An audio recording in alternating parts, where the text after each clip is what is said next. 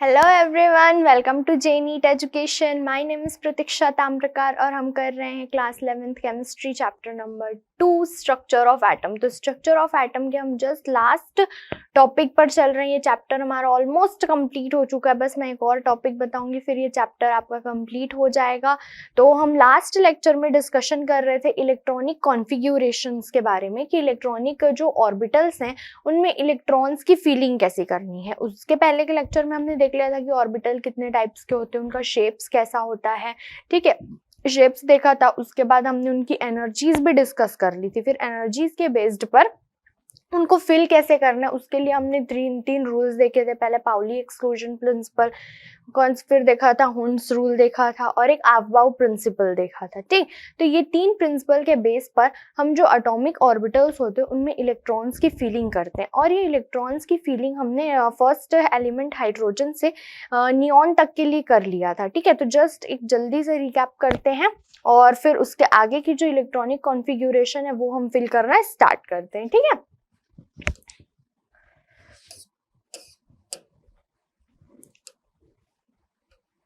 तो मैं जल्दी से हाइड्रोजन से नियॉन तक के लिए इलेक्ट्रॉनिक कॉन्फ़िगरेशन लिख देती हूँ। हाइड्रोजन का कैसा था? हाइड्रोजन का एटॉमिक नंबर 1, इसका इलेक्ट्रॉनिक कॉन्फ़िगरेशन 1s1। हीलियम का कैसा था? हीलियम का 2, तो इसमें 1s2। हीलियम के बाद कौन आएगा? लिथियम। लिथियम का एटॉमिक नंबर 3, तो इसमें 1s2 2s1। फिर बेरिलियम, इसमें 1s2 2s2, ठीक। 4 electron 2 electron. Lower energy orbital से हम इलेक्ट्रॉन की फीलिंग स्टार्ट करते हैं, क्लियर है ना आपको? 5 और तो इसमें क्या हो जाएगा? 1s2 2s2। अब यहाँ पर s ऑर्बिटल कंप्लीटली फिल्ड हो चुका है, तो अब ये किस में जाएगा? एक इलेक्ट्रॉन जो बचा हुआ है वो जाएगा 2p में, 2p1, ओके। नेक्स्ट है बेरिलियम के बाद क्या आता है? कार्बन, एटॉमिक नंबर 6, कितना? 1s2 2s2। 2 इलेक्ट्रॉन्स किस में जाएंगे? p ऑर्बिटल्स में। फिर कार्बन के बाद nitrogen 7, 1s2 2s2 2p3। Nitrogen के बाद oxygen 8, 1s2 2s2 2p4। Oxygen के बाद फ्लोरीन 9, तो ये हो जाएगा 1s2 2s2 और 2p5। फ्लोरीन के बाद neon, neon 10, 1s2 2s2 2p6। अब यहाँ पर जो p ऑर्बिटल था, 2p ऑर्बिटल जो था वो कंप्लीटली फिल्ड हो चुका है। अब अगर हम नेक्स्ट एलिमेंट लेते हैं, कौन सा? सोडियम लेते हैं। तो सोडियम का एटॉमिक नंबर कितना है? सोडियम का एटॉमिक नंबर है 11, ठीक। तो यहाँ पर क्या हो जाएगा उसका कॉन्फ़िगरेशन? 1s2 2s2।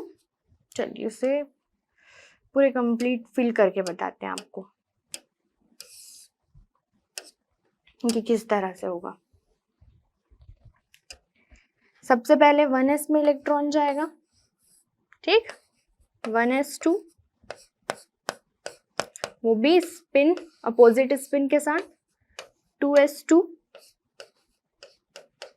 उसके बाद 2p6, 1 2 3, ये हाफ फिल्ड हो गया। अब इसमें पेयरिंग स्टार्ट, 4 5 6 2p6। और इसके बाद आएगा नया ऑर्बिटल 3s, ठीक। और यहाँ जाएगा एक इलेक्ट्रॉन। देखिए 11 उसका एटॉमिक नंबर था, 2 इलेक्ट्रॉन 1s में, 2 2s में और 6 2p में, और एक इलेक्ट्रॉन कहाँ गया? 3s में। तो उसका कॉन्फ़िगरेशन कैसा हो गया?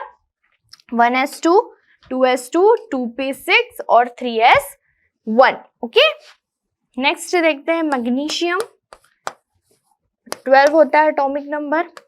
इसमें भी सेम, सबसे पहले 1s2 में, सबसे पहले 1s2 2s2 देन 2p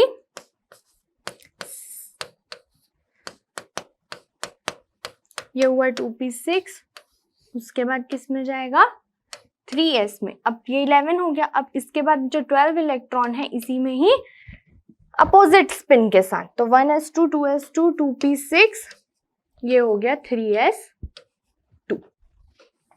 ठीक, अब लिखते हैं किसका, एल्यूमिनियम का। एल्यूमिनियम 13, तो 13 तो फिर पूरा इतना सेम टू सेम रहेगा कॉपी, तो ये 1s2 2s2 और ये 3s2। यहां तक तो 12 इलेक्ट्रॉन आएंगे। अब 13th इलेक्ट्रॉन है वो कहाँ जाएगा, नेक्स्ट ऑर्बिटल यानी कि 3p ऑर्बिटल में। इलेक्ट्रॉन की फिलिंग स्टार्ट करते हैं। ये 1s 2s 2p 3s 3p, तो कितने इलेक्ट्रॉन से टोटल 13। तो फिलिंग कहाँ से स्टार्ट होगी, लोअर एनर्जी लेवल से। 1 2 कंप्लीटली फिल्ड ये वाला, 1 2 1 2 3 4 5 6 7 8 9 10 11 12, यहाँ आया 13th इलेक्ट्रॉन। ठीक, उस एल्यूमिनियम के बाद कौन आता है, सिलिकॉन। सिलिकॉन के लिए भरते हैं हम इलेक्ट्रॉन। सिलिकॉन में इलेक्ट्रॉन फिलिंग करते हैं। ये 1s में, 2s में भी 2 इलेक्ट्रॉन, 1 2 3 4 5 6 2p कंप्लीटली फिल्ड। फिर यहाँ 3s और ये 3p,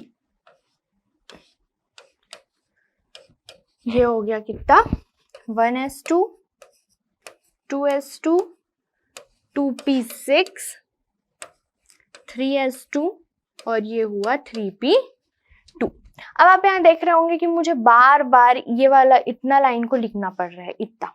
ठीक, ये लिखना पड़ रहा है, तो इसकी जगह पर हम क्या कर सकते हैं, जो हमारा नियरेस्ट बोलना चाहिए इनर्ट गैस का, नियरेस्ट इनर्ट गैस का जो इलेक्ट्रॉनिक कॉन्फ़िगरेशन था, यानी इनके जो नियरेस्ट है, इनके पहले जो, इन सारे एलिमेंट्स के पहले जो इनर्ट गैस आया था जैसे कि नियॉन, तो इन सब की जगह पर ये पूरा ये यहाँ तक जो है वो नियॉन का इलेक्ट्रॉनिक कॉन्फ़िगरेशन है। तो इसके साथ ही हम इसका जो इलेक्ट्रॉनिक कॉन्फ़िगरेशन है वो ऐसे भी लिख सकते हैं। यहाँ पर आप यहाँ पर नियॉन लिख दीजिए ब्रैकेट में, तो यहाँ समझ जाएंगे कि इसके ये जो है नियॉन का इतना कॉन्फ़िगरेशन है। फिर यहाँ से स्टार्ट कीजिए। नियॉन का कितना होता है, एटॉमिक नंबर 10 होता है। ठीक, तो यहाँ समझ जाएंगे कि यहाँ तक 10 जो है वो नियॉन को रिप्रेजेंट कर रहे हैं। यहाँ तक 10 इलेक्ट्रॉन्स की फिलिंग हो गई। फिर यहाँ से 1 2 11 12th इलेक्ट्रॉन और ये 13th और 14th इलेक्ट्रॉन। ये शॉर्टकट है इलेक्ट्रॉनिक कॉन्फ़िगरेशन लिखने का। ठीक, जैसे कि अब मैंने यहाँ पर सोडियम का मैं कैसे लिख सकती थी, ऐसे नियॉन के जरिए, और ये नियॉन, ये ब्रैकेट 3s1, इसको लिखा जा सकता था नियॉन 3s2। एल्यूमिनियम के केस में हम लिख सकते थे ये इस तरह से नियॉन 3s2 3p1, यहां पर लिखा जा सकता था नियॉन 3s2 3p2। ठीक, इतना क्लियर आपको यहाँ तक। अब आगे का आप एक ट्राई, चलिए इतना क्लियर हो गया। अब आगे का देखते हैं। नियॉन के बाद कौन, सॉरी सिलिकॉन हो गया ना। सिलिकॉन के बाद कौन सा एलिमेंट आता है, फॉस्फोरस। तो ये फॉस्फोरस क्या होता है, उसका एटॉमिक नंबर 15। ठीक है, अब यहाँ से 15 है तो इतना पूरा सेम रहेगा, यहाँ से यहाँ तक।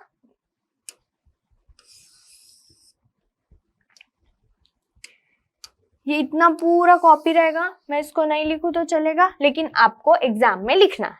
ठीक, तो इतना पूरा यहाँ पर कॉपी। ठीक, आप लिखेंगे इसको और यहाँ पर से आप फिर से स्टार्ट 1 2 3s2 और ये हो जाएगा 1 2 3। ठीक, ये हो गया 3p3। तो ये मैं बॉक्स नहीं बना रही हूँ, मैं बस कॉन्फ़िगरेशन लिख दे रही हूँ। 1s2 2s2 2p6 3s2 3p3। या आप इसे और कैसे लिख सकते हैं, नियॉन की तरह। नियॉन के लिए लिखेंगे तो एनी नियॉन, और कहां पे से फिर नया 3s2 3p3। इतना क्लियर। चलिए फास्फोरस के बाद कौन सा, फास्फोरस के बाद क्या आता है, चलिए बताइए। फास्फोरस के बाद ऑक्स हो गया, इतना क्लियर। फास्फोरस के बाद सल्फर, एकदम सही। ओके, सल्फर एटॉमिक नंबर 16, तो फिर कितना हो जाएगा 1s2 2s2 2p6 3s2 3s2 का मैं यहां बना के बता रही हूं 3s2, और यहां पर अब स्टार्ट होगी इलेक्ट्रॉन की पेयरिंग, क्योंकि 3p3 था लास्ट, यानी 15 इलेक्ट्रॉन्स थे यहाँ पे, अब एक 16 इलेक्ट्रॉन भी आ गया, तो 1 2 3, और ये जो लास्ट इलेक्ट्रॉन है उसकी क्या हो जाएगी, पेयरिंग। ठीक है, इलेक्ट्रॉन्स की फिलिंग हम कैसे करते हैं, p d या f ऑर्बिटल में सबसे पहले जितने भी ऑर्बिटल्स होते हैं उनमें सिंगल सिंगल इलेक्ट्रॉन फिल करते हैं, वो भी पैरेलल स्पिन में। ठीक, एंटी पैरेलल नहीं करना है उसको, पैरेलल स्पिन में पहले सभी ऑर्बिटल्स में एक एक इलेक्ट्रॉन डालेंगे, और जब वो ऑर्बिटल हाफ फिल्ड हो जाएगा, जैसे कि ये p ऑर्बिटल, इसमें 3 ऑर्बिटल्स हैं, ठीक है, इन तीनों में सबसे पहले एक एक इलेक्ट्रॉन डालेंगे। जब एक एक इलेक्ट्रॉन डालेंगे उसके बाद जो नेक्स्ट इलेक्ट्रॉन आने वाला होगा उसकी आप पेयरिंग करेंगे। ठीक है, जैसे कि यहाँ पर 15 इलेक्ट्रॉन थे तो यहाँ पे फिल हो गया। अब जब वो 16th इलेक्ट्रॉन आया सल्फर के लिए, तब मैंने उसकी यहाँ पर पेयरिंग की। इतना क्लियर। तो ये क्या हो गया, इलेक्ट्रॉनिक कॉन्फ़िगरेशन 3p2। और आप इसको कैसे, 3p4, इसको आप ऐसे लिख सकते हैं 3px2 3py1 3py1 और 3pz1। और इसे कैसे लिख सकते हैं हम, neon nearest inert gas, noble gas, और फिर यहां पर 3s2 3p4। आप या तो ये भी लिख सकते हैं और ये भी लिख सकते हैं, आप दोनों ही कॉन्फ़िगरेशन लिख सकते हैं। अब सल्फर के बाद क्लोरीन 17 हो गया उसका कॉन्फ़िगरेशन, 1s2 2s2 2p6, यहां पर 3s2, और यहां पे आ जाएगा 1, ये हो गया 11 12 13 14 15 16, और ये 17th इलेक्ट्रॉन 3p5। ठीक है, और कैसे लिखेंगे आप इसे, 3px2 3py2 3pz1। या कैसे लिख सकते हैं हम, नियॉन 3s2 3p5। ठीक, इतना हुआ। चलिए अब नेक्स्ट देखते हैं, नेक्स्ट क्या आ जाएगा, क्लोरीन के बाद आर्गन। आर्गन का atomic number 18, electronic configuration 1s2 2s2 2p6 3s2, और यहां पर क्या आ जाएगा 3p6, क्योंकि इलेक्ट्रॉन्स जो होंगे वो इस p ऑर्बिटल में ये इस तरह कंप्लीटली फिल्ड। इसको आप और कैसे लिख सकते हैं, 3px2 3py2 और 3pz2। ठीक, और कैसे लिखा जा सकता है इसको, नियॉन के लिए नियॉन जैसा, इधर नियॉन और यहाँ 3s2 3p6। आपको हर टाइप से इलेक्ट्रॉनिक कॉन्फ़िगरेशन लिखने आना चाहिए, चाहे वो इस तरीके से आप डायरेक्ट लिखें, या 3p को आप ऐसे डिवाइड कर करके लिख दें, या फिर ऐसे नोबल गैस के टर्म में भी, क्योंकि जब आप आगे पढ़ेंगे एस और पी ब्लॉक्स, जब आप इनऑर्गेनिक में पढ़ेंगे तब इस तरह का वहां पर कॉन्फ़िगरेशन शो होगा। जब हम हाइब्रिडाइजेशन पढ़ेंगे तो इस तरह के कॉन्फ़िगरेशन का यूज करेंगे।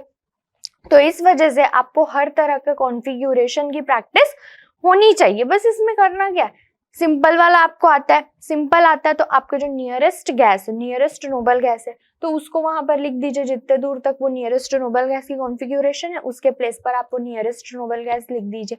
उसके नियरेस्ट नहीं बोल सकते, जो उसके पहले जो नोबल गैस आया होगा, जैसे सल्फर आर्गन के पहले, सॉरी आर्गन बोल रही हूँ मैं, क्लोरीन के पहले जो नोबल गैस आया होगा वो वाला, ठीक, उसका आर्गन नहीं लिखेंगे आप, नियरेस्ट में तो उसके आर्गन आ जाएगा ना, तो जो नोबल गैस उसके पहले आया होगा, उस एलिमेंट के पहले जो नोबल गैस आया होगा उसको आप लिख सकते हैं यहाँ पर, ठीक है।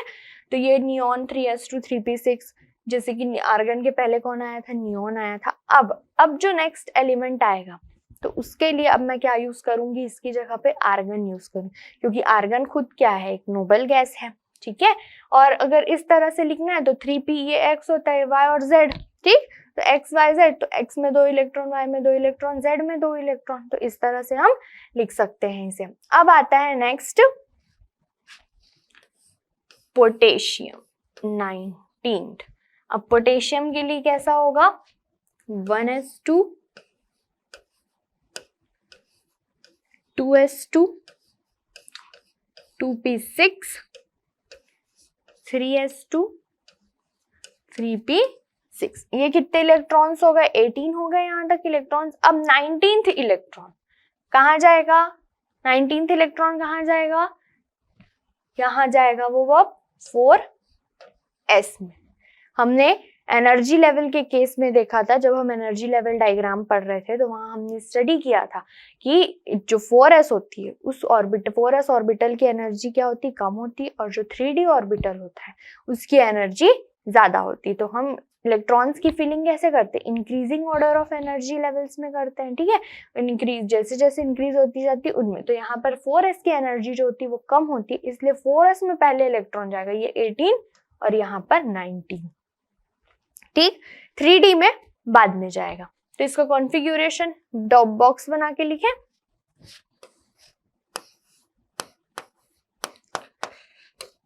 यहाँ पे 2 इलेक्ट्रॉन्स, यहाँ पर 6,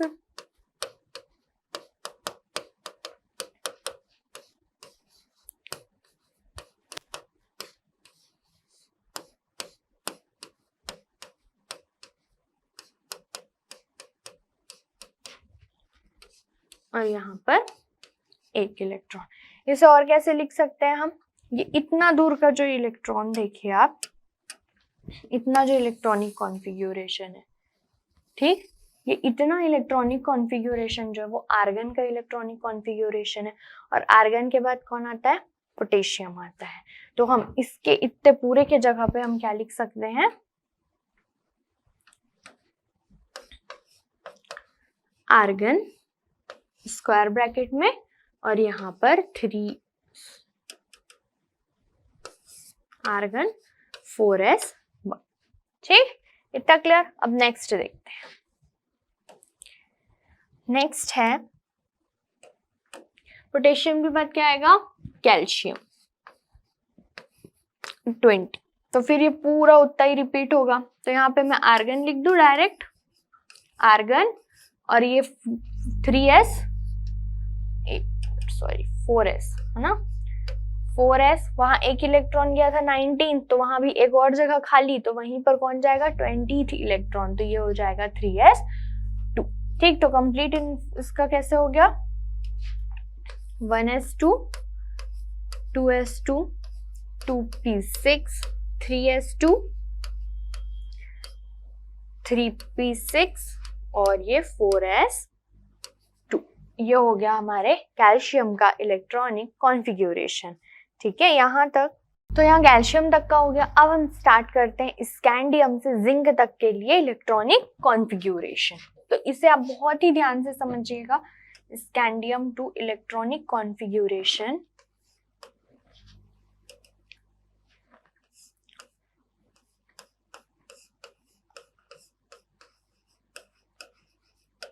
इलेक्ट्रॉनिक configuration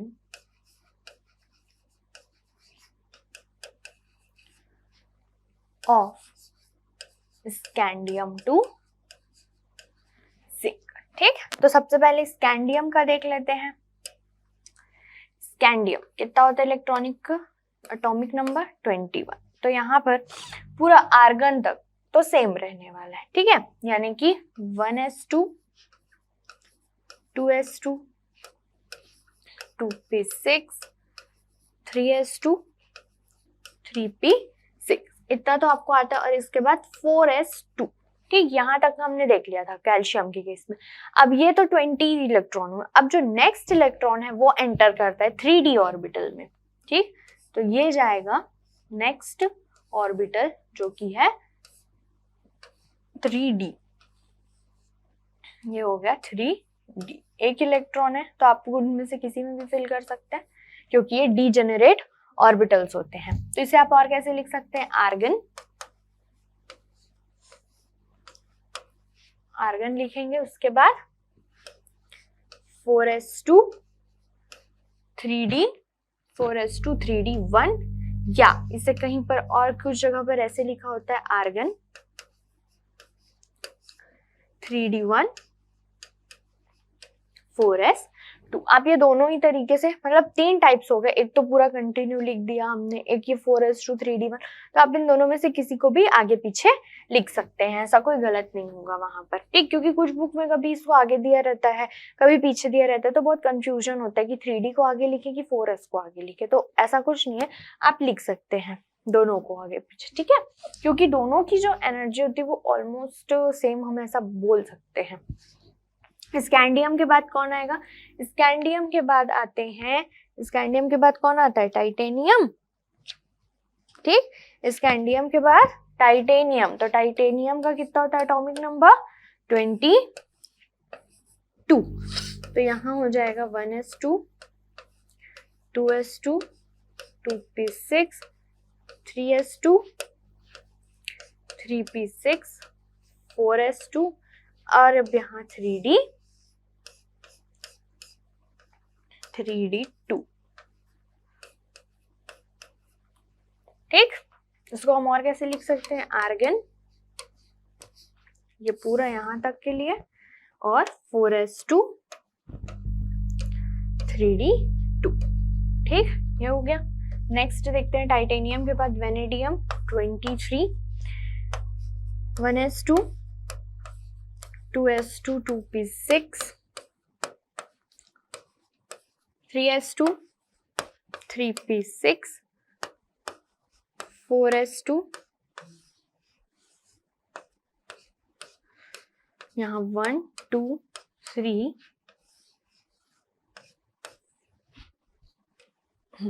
ये हो गया 3d3, ठीक, ये हो गया वेनेडियम का कितना, आर्गन कितने के लिए, यहां तक 4s2 3d3, ठीक। नेक्स्ट हम देखते हैं क्रोमियम, बहुत ध्यान से, क्रोमियम का कितना 24, ओके। कैसा होना चाहिए, 1s2 2s2 2p6 3s2 3p6 4s2 and 3d, 4 electron 1 2 3 4, ठीक, ऐसा होना चाहिए, ठीक। हम ऐसे ही इलेक्ट्रॉन फिल करेंगे, बट ऐसा नहीं होता है। अब यहाँ पर आ गया एक्सेप्शन का केस, ठीक है। केमिस्ट्री एक्सेप्शन तो होना ही है ना, कुछ कहीं ना हर जगह एक्सेप्शंस मिलेंगे ही आपको केमिस्ट्री में। इलेक्ट्रॉनिक कॉन्फ़िगरेशन में भी एक्सेप्शन है, ठीक। तो हर मतलब मैक्सिमम रूल्स या मैक्सिमम जो हम चीज पढ़ने वाले हैं केमिस्ट्री में, वहां पे आपको एक्सेप्शंस के केस मिलने ही वाले हैं। तो ये इलेक्ट्रॉनिक कॉन्फ़िगरेशन का एक्सेप्शन है, फर्स्ट एक्सेप्शन है क्रोमियम। तो क्रोमियम में इलेक्ट्रॉनिक कॉन्फ़िगरेशन होना कैसा चाहिए, 4s2 3d4, बट ऐसा नहीं होता है। अगर आपने ऐसा लिख दिया तो ये जो पूरा कॉन्फ़िगरेशन हो जाएगा ये रॉन्ग। इसे लिखा कैसे जाता है, एक्चुअल में इसका कॉन्फ़िगरेशन होता है, इसका जो राइट कॉन्फ़िगरेशन है, यहाँ आर्गन तक का तो सेम रहेगा, यानी कि इतना तो सेम रहेगा, चेंजेस कहाँ पे आएंगे, ये 4s, तो ये जो 4s में, यहाँ पर 4s में ये जो 2 इलेक्ट्रॉन है उनमें से एक इलेक्ट्रॉन जंप करके कहाँ चले जाता है, इस लास्ट d ऑर्बिटल में चले जाता है। ठीक, तो यहाँ इलेक्ट्रॉनिक कॉन्फ़िगरेशन हो जाता है 4s1 और 3d5। यहाँ एक इलेक्ट्रॉन और यहाँ पर 5 इलेक्ट्रॉन। तो अब ये ऐसा होता क्यों है, ऐसा इसलिए होता है क्योंकि कोई भी ऑर्बिटल, ठीक है, कोई भी means p d and f orbitals जब हाफ फिल्ड होते हैं या फुल्ली फिल्ड होते हैं, हाफ फिल्ड मींस 5 ऑर्बिटल्स है, 5 ऑर्बिटल्स हैं डी में, तो डी में 5 ऑर्बिटल्स है तो उनमें मैक्सिमम 10 इलेक्ट्रॉन्स आ सकते हैं, तो 10 का हाफ कितना, 5। तो जब डी ऑर्बिटल्स हाफ फिल्ड होता है या फुल्ली फिल्ड होता है तब ये हाई स्टेबिलिटी में होती है। Due to high stability 4s का इलेक्ट्रॉन जंप करके कहाँ आ जाता है, 3d में, क्योंकि अगर ये हाफ फिल्ड आ गया, हाफ फिल्ड हो गया 3d, तो इसकी जो स्टेबिलिटी है क्रोमियम की वो इंक्रीज हो जाएगी। ठीक, पहले भी था बट यहाँ पर लेस स्टेबल था इस केस में। जब यहाँ अगर 3d5 हो गया तो इसके हाफ फिल्ड होने की वजह से क्रोमियम की स्टेबिलिटी क्या हो गई, बढ़ गई। और कोई भी जो चीज है हम भी क्या चाहते हैं, स्टेबिलिटी ही चाहते हैं, तो इसी तरह ये जो एलिमेंट्स हैं वो भी स्टेबिलिटी ही चाहते हैं, तो ये स्टेबल हो जाए, इस वजह से 4s का एक इलेक्ट्रॉन जंप करके कहाँ आ जाता है, 3d में। और ये ऑर्बिट जो होता है, ये जो सबशेल होता है, 3d सबशेल जो होता है वो कंप्लीटली हाफ फिल्ड हो जाता है, जिससे इसकी स्टेबिलिटी जो होती है वो इंक्रीज हो जाती है। ठीक, तो क्रोमियम का इलेक्ट्रॉनिक कॉन्फ़िगरेशन आप ऐसा बिल्कुल नहीं लिखेंगे। आप किस तरह से लिखेंगे, 4s1 3d5, ये एक्सेप्शन का केस है। ठीक है, और ऐसा होता क्यों है, क्योंकि half filled, because half filled and fully filled orbital are more stable. ठीक है, so that's why the electronic configuration is this type. था क्लियर? ओके, तो इसका फाइनली इलेक्ट्रॉनिक कॉन्फ़िगरेशन में लिख देती हूँ अच्छे से। क्रोमियम का हो जाएगा हमारे पास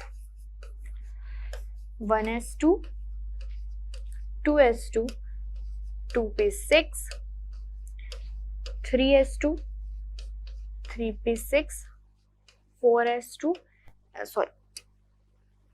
4s1 और 3d5। क्यों लिखे हमने, ड्यू टू स्टेबिलिटी।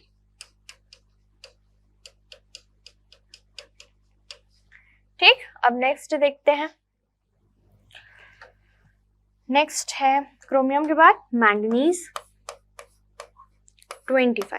तो आर्गन तक का तो सेम रहने वाला है, तो ये हो गया आर्गन। आर्गन के बाद 4s2, इसमें जैसा रूल हम फॉलो करते थे वैसे ही होगा, 4s2 3d5 3d5। ठीक, तक क्लियर? अब नेक्स्ट है फेरस आयरन, इसका हो जाएगा वही आर्गन 4s2, कितने इलेक्ट्रॉन्स बचे फिल करने के लिए, 6 इलेक्ट्रॉन। तो यहाँ पर अब स्टार्ट होगी पेयरिंग, 1 2 3 4 5 और ये 6, 26 इलेक्ट्रॉन 3d6। अब आता है फेरस के बाद Fe के बाद कौन आता है, Fe के बाद आएगा मैंगनीज, फेरस, उसके बाद कोबाल्ट। Cobalt, okay. कोबाल्ट आप कैसे लिखेंगे, आप C और O दोनों सेम साइज का नहीं लिखेंगे, C कैपिटल ओ उससे स्मॉल, नहीं तो आप कुछ बच्चे ऐसा करते हैं C और O दोनों को सेम साइज का लिख देते हैं, तो वहां पर वो कार्बन मोनोऑक्साइड जैसा दिखने लगता है। तो कोबाल्ट को कैसे लिखा जाता है, C कैपिटल और O स्मॉल। ठीक है,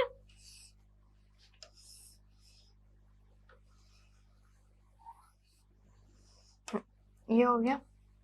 इसके बाद देखते हैं कोबाल्ट का। कोबाल्ट 27, ये हो जाएगा आर्गन 4s2 1 2 3 4 5। तो यहाँ पर 1 2 3 4 5, ये 26 इलेक्ट्रॉन और ये 27 इलेक्ट्रॉन। 1 is 4s2 3d कितना 6 7। इसके बाद कोबाल्ट के बाद क्या आएगा, निकेल। निकेल का 28, तो यहाँ आर्गन 4s2 ये हो जाएंगे, ये कितना हो जाएगा 4s2 3d8।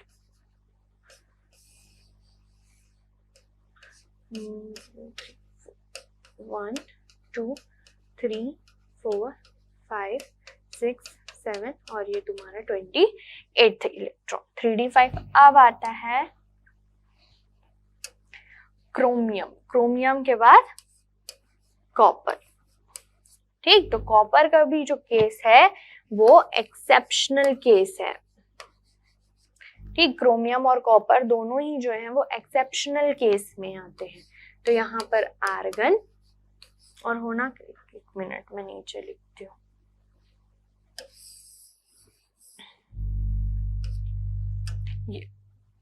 ये हुआ कॉपर 29, ये आर्गन। ओके, होना कैसा चाहिए 4s2 3d9। अब यहां पर देखिए 4s2 3d9 यानी कि 1 2 3 4 5 6 7 8 और ये 9 और ये 4s2। तो अगर ये जो लास्ट वाला ऑर्बिटल जो खाली है डी का, अगर उसको एक इलेक्ट्रॉन और मिल जाए तो वो क्या हो जाएगा, कंप्लीटली फिल्ड हो जाएगा। और कंप्लीटली फिल्ड हो जाएगा तो बहुत ज्यादा स्टेबल हो जाएगा।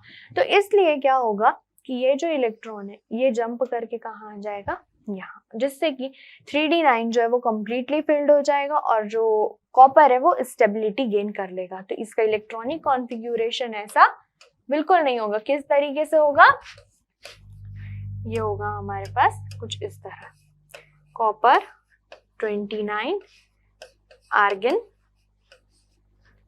यहाँ पर 4s1 और 3d10।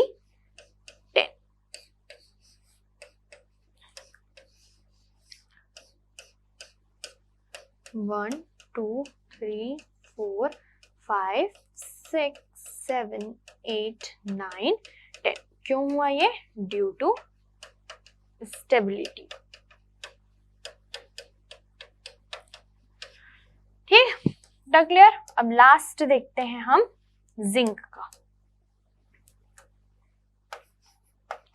जिंक कितना इलेक्ट्रॉनिक कॉन्फ़िगरेशन 30। तो ये आर्गन, ये हो जाएगा 4s2 3d10। 1 2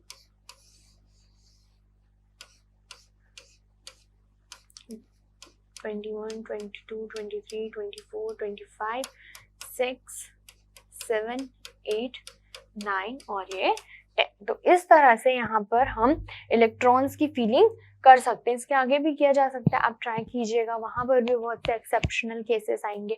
तो वो जो मैंने आपको ऑफ बाउ प्रिंसिपल में जो ऑर्डर बनाया था उसी ऑर्डर को फॉलो करते हुए कीजिएगा, तो आई होप आप सही कर लेंगे। तो यहाँ तक तो मैंने आपको 1 से लेके 30 तक के जो एलिमेंट्स है उनका इलेक्ट्रॉनिक कॉन्फ़िगरेशन आपको बताया, जिसमें से हमारे पास 2 मेन एक्सेप्शन के केस है, कौन कौन से, क्रोमियम और कॉपर। और इनसे ही क्वेश्चन पूछे जाते हैं कि इनकी ये ऐसा क्यों होता है, कि ड्यू टू स्टेबिलिटी, क्योंकि स्टेबल जो हाफ फिल्ड और कंप्लीटली फिल्ड ऑर्बिटल्स जो होते हैं वो स्टेबल होते हैं। इस वजह से क्रोमियम और कॉपर का जो इलेक्ट्रॉनिक कॉन्फ़िगरेशन है वो एक्सेप्शन के केस में आता है। यहाँ तक अब आपको समझ आ गया। अब ये तो था हमारे एलिमेंट नॉर्मल एटम्स का, यानी कि अब हम देखने वाले आयंस का इलेक्ट्रॉनिक कॉन्फ़िगरेशन। ठीक है, ये तो एटम्स थे। अब एटम्स क्या करते हैं, एक न्यूट्रल स्टेट में होते हैं, आइसोलेटेड होते हैं, लेकिन ये इलेक्ट्रॉन्स गेन भी करते हैं और लूज भी करते हैं। तो उस समय इनका इलेक्ट्रॉनिक कॉन्फ़िगरेशन कैसा होगा वो देखते हैं। चलिए स्टार्ट करते हैं। ठीक, तो चलिए स्टार्ट करते हैं configuration of ions.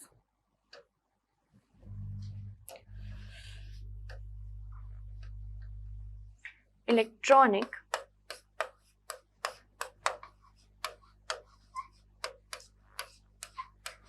configuration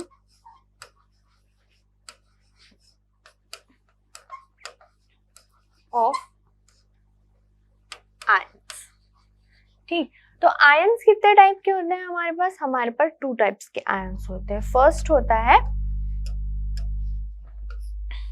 first है हमारे पास कैटायन। कैटायन कब बनता है, when electron is removed from valence shell. जब इलेक्ट्रॉन रिमूव होता है वैलेंस शेल से तब कैटायन बनता है। और कोई भी एटम जो एक इलेक्ट्रॉन को डोनेट करता है जिसके शेल से रिमूव होता है उस पर कौन सा चार्ज लग जाता है? पॉजिटिव चार्ज लग जाता है। कि फॉर एग्जाम्पल सोडियम ने एक इलेक्ट्रॉन क्या कर दिया? लूज कर दिया। तो सोडियम क्या बना लेगा? सोडियम कैटायन, और एक इलेक्ट्रॉन यहाँ निकल जाएगा। तो जितने इलेक्ट्रॉन निकलते हैं उतना ही यहाँ पर चार्ज होता है। तो सबसे पहले हम कैटायन की इलेक्ट्रॉनिक कॉन्फ़िगरेशन देख लेते हैं। तो सोडियम के लिए इसके पास कितने एटम्स इलेक्ट्रॉन थे? 11। जब इसने एक इलेक्ट्रॉन को क्या किया? लूज कर दिया, और लूज करने से इसके पास एक इलेक्ट्रॉन कमी होगी तो इसके पास कितने इलेक्ट्रॉन्स बचे होंगे? 10 इलेक्ट्रॉन। तो जितना भी चार्ज वहां पर प्रेजेंट होता है, ठीक, जितना ही चार्ज वहां पर प्रेजेंट होता है उतना ही आप एक इलेक्ट्रॉन को कम कर दीजिएगा। जो नॉर्मल स्टेट में आप उसका जो कॉन्फ़िगरेशन जान रहे हैं, जैसे कि सोडियम एटम रहता तो उस केस में उसका कॉन्फ़िगरेशन कैसा होता है? 1s2 2s2 2p6 3s1।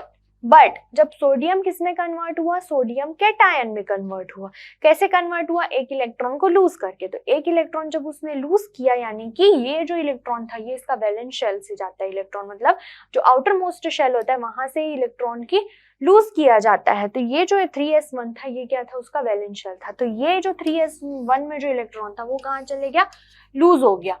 तब इसके पास कितने इलेक्ट्रॉन्स बचे? 6। तो ये जो था सोडियम का कॉन्फ़िगरेशन था। और अब सोडियम एटम के केस में क्या हो जाएगा? अब इसके पास तो सिर्फ 10 इलेक्ट्रॉन्स है तो इसका हो जाएगा 1s2 2s2 और 2p6। तो जो नॉर्मल जब एटम के केस में जितना जैसा उसका कॉन्फ़िगरेशन होता है वैसा आप लिख लीजिए। देख लीजिए चार्ज कितना लगा है उस एटम के ऊपर। एक चार्ज है, सिंगल पॉजिटिव चार्ज है, तो यहाँ पर से एक इलेक्ट्रॉन को कम कर दीजिए। अब नेक्स्ट देखते हैं मैग्नीशियम के केस में। मैग्नीशियम क्या कर रहा है? मैग्नीशियम जो वो 2 इलेक्ट्रॉन को डोनेट करता है, ठीक है। तो यहाँ पर मैग्नीशियम का इलेक्ट्रॉनिक कॉन्फ़िगरेशन कितना हो जाएगा? एटम स्टेट में, ओके। एटम की स्टेट में 1s2 2s2 2p6 3s2। लेकिन मैग्नीशियम ने क्या कर दिया? अपना 2 इलेक्ट्रॉन को रिमूव कर दिया, जिससे उसके ऊपर कितना चार्ज आ गया? 2 पॉजिटिव। तो यहाँ पर मैग्नीशियम 2 पॉजिटिव का इलेक्ट्रॉनिक कॉन्फ़िगरेशन कैसा हो जाएगा? 1s2 2s2 2p6 3s0।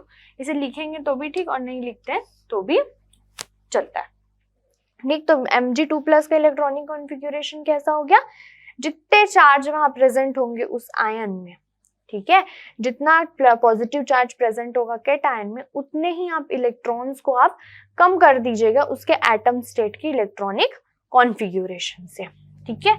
और अब देख लेते हैं किसका देखते हैं? एल्यूमिनियम के केस में देख लेते हैं। एल्यूमिनियम क्या करता है? एल्यूमिनियम वो भी 3 इलेक्ट्रॉन्स को डोनेट करता है और आयन में कन्वर्ट हो जाता है। तो एल्यूमिनियम का कॉन्फ़िगरेशन कैसा? 1s2 2s2 2p6 3s2 3p3। Aluminium try positive का कैसा? 1s2। यहाँ पर देखिए 3 पॉजिटिव चार्ज है तो लास्ट शेल से 3 इलेक्ट्रॉन जो है यहाँ शेल, ये लास्ट ऑर्बिटल से ये इसका पूरा वैलेंस शेल हुआ। इस वैलेंस शेल में एक s ऑर्बिटल है, एक p ऑर्बिटल है, तो इस 3p से निकलेगा सबसे पहले, ठीक। तो सबसे पहले इलेक्ट्रॉन कहाँ से रिमूव होंगे? 3p से रिमूव होंगे। तो ये 3p से इलेक्ट्रॉन रिमूव होंगे 3 इलेक्ट्रॉन, तो ये कैसे हो जाएंगे? 1s2 2s2 2p6 3s2, ठीक। ये हो गया इलेक्ट्रॉनिक कॉन्फ़िगरेशन किसका? आयंस का। अब हम देखते हैं, ये तो हो गए। अब डी ऑर्बिटल वाले केस में चलते हैं। तो डी ऑर्बिटल में हम ले लेते हैं Fe का इलेक्ट्रॉनिक कॉन्फ़िगरेशन लेते हैं। Fe के केस में Fe का इलेक्ट्रॉनिक कॉन्फ़िगरेशन क्या होगा? 1s2 2s2 2p6 3s2 3p6 4s2 3d 6। अगर Fe क्या करे, 2 इलेक्ट्रॉन को लूज कर दे, Fe क्या करे, 2 इलेक्ट्रॉन को लूज करके Fe2 पॉजिटिव बना ले, तो जो इलेक्ट्रॉन है वो कहाँ से निकलेगा, तो इलेक्ट्रॉन रिमूव होगा सबसे पहले D से। तो यहाँ पर कॉपर पॉजिटिव का क्या हो जाएगा, ये 3p6, 3p6 के बाद एक इलेक्ट्रॉन निकल गया, तो इलेक्ट्रॉन कहाँ से निकलेगा, 1 से, तो ये 4s0 हो जाएगा और यहाँ पर क्या बचेगा, 3d10। तो ये हो गया हमारे कॉपर पॉजिटिव आयन का इलेक्ट्रॉनिक कॉन्फ़िगरेशन। तो आई होप आपको कैट आयन जो होते हैं उनका इलेक्ट्रॉनिक कॉन्फ़िगरेशन क्लियर हो गया होगा कि कैसे लिखना है, कहाँ से इलेक्ट्रॉन का रिमूवल करना है। तो अब हम देखते हैं एन आयंस का इलेक्ट्रॉनिक कॉन्फ़िगरेशन। इलेक्ट्रॉनिक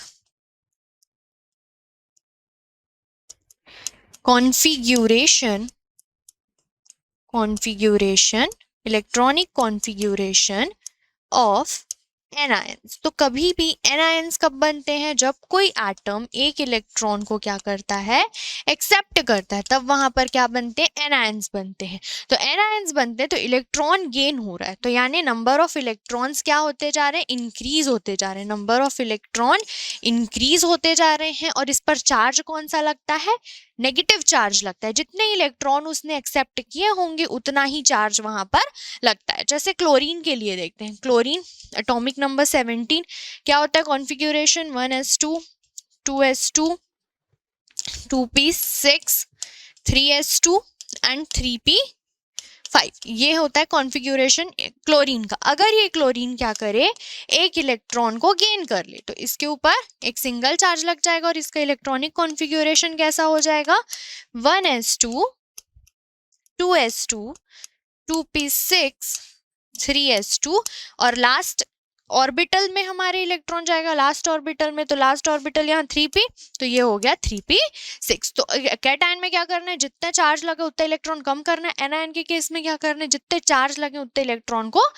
ऐड करते जाना है। इसी तरह सल्फर के लिए देख लेते हैं। सल्फर का क्या होता है, एटॉमिक नंबर 16 होता है।